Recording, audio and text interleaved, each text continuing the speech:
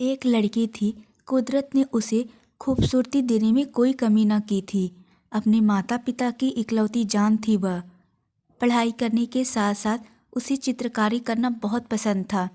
प्रकृति के सुंदर सुंदर दृश्यों को बड़ी ही बारीकी से अपने चित्रों में उतार लेती थी। अपने हुनर के चलते नन्ही उम्र में ही वह कई प्रतियोगिताओं की विजेता भी बनी। उसकी इस कला से बड़े बड़े लोग भी प्रभावित हुए बिना न रहते। उन दिनों वह 8वीं क्लास में थी। उसके जीवन का 13वां वसंत चल रहा था। चारों तरफ खेतों में सरसों के पीले पीले फूल खिले हुए थे। इन्हीं खेतों के बीच में उसका स्कूल था। एक दिन वह क्लास में बैठकर एकाग्रता से कुछ याद कर रही थी कि तभी प्रधानाध्यापक अंदर आए। उनके साथ एक लड़का भी था। सब विद्यार्थी उन्हें देखकर उठ खड़े हुए। उन्होंने सबको बैठने के लिए कहा और साथ ही अपने साथ आए उस लड़के के बारे में बताया, जो लगभग 15 साल का, दिखने में सांवला पर चेहरे पर बहुत तेज था। उसकी आंखों में भविष्य के ढेर सारे सपने थे।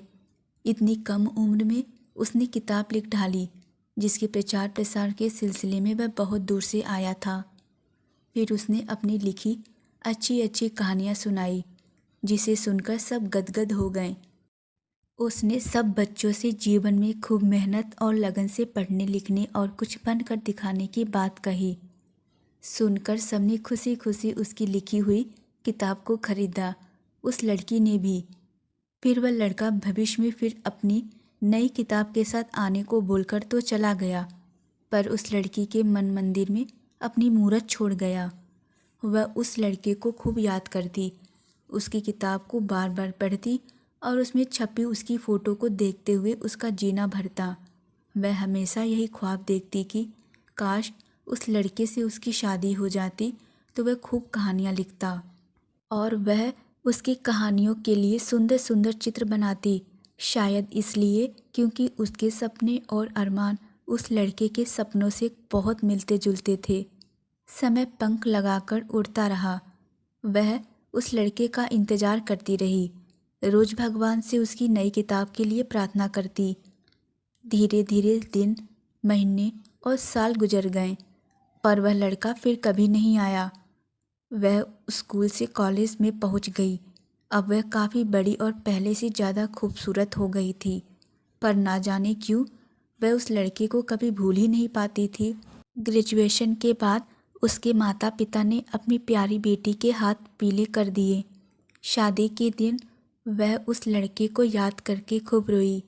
कुछ महीने के बाद ही उसका पति उससे मुंबई लेकर चला गया, जहां उसने आगे पढ़ने की इच्छा जाहिर की तो उसके पति ने खुशी खुशी वहां के कॉलेज में उसका दाखिला करवा दिया। फिर एक दिन कुछ ऐसा हुआ जिसकी उसने कल्पना तक नहीं की थी।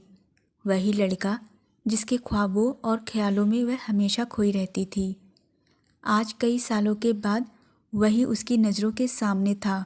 पता चला कि वह अपनी नई किताब के प्रमोशन के सिलसिले में कॉलेज आया था। वो पहले से भी ज़्यादा स्मार्ट और हैंडसम दिख रहा था, लेकिन चाह कर भी उसे बात ना कर सकी। बस उसे जी भर के देख लेना चाहती थी।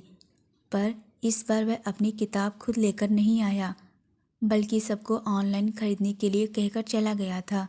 बगैर उससे मिले वह एक बार फिर उसकी नज़रों से दूर जा चुका था। उसने भी एक किताब मंगवाई। यह किताब खुद उस लड़के की प्रेम कहानी थी, जिसे पढ़कर उसकी आंखें भर आईं। पढ़कर अब वह उस लड़के से मिलना और उस लड़की को देखना चाहती थी, जिसे वह बेपनाह जान से भी ज़्यादा प्यार करता था।